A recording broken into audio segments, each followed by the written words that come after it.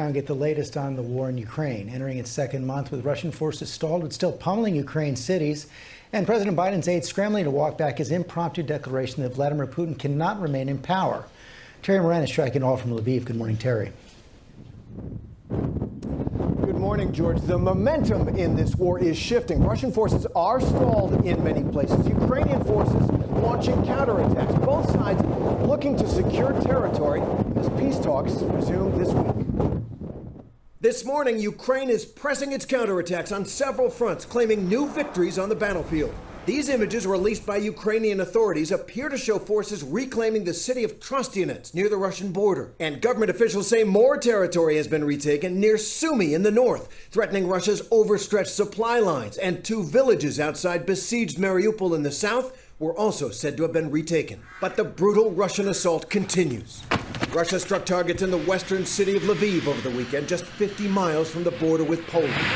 Ukrainian President Volodymyr Zelensky tried to speak directly to the Russian people in an interview with independent Russian journalists, but not aired on Russian state media. He said he is open to a peace deal if Russia withdraws its troops to territories that were occupied before the invasion. Ukraine would pledge neutrality and not join NATO, but only in return for security guarantees from Western countries. Ukrainian officials claim Russia no longer has the strength to, quote, swallow the whole state. The head of Ukraine's military intelligence said Putin may be shifting strategy to split Ukraine in two after Russia's failure to seize Kyiv and try to occupy the east and south of the country. All this comes on the heels of President Biden's major speech in Warsaw, where he reiterated U.S. support for Ukraine, called Vladimir Putin a war criminal, and then, perhaps caught up in the moment, he went a step further. For God's sake, this man cannot remain in power. That declaration was immediately met with a backlash, the administration insisting that removing Putin from power is not a U.S. goal. We do not have a strategy of regime change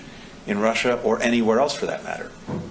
In this case, as in any case, it's up to the people of the country in question. It's up to the Russian people. And overnight, Biden himself denied he was calling for Putin to be ousted. Mr. President, were you calling for regime change? No.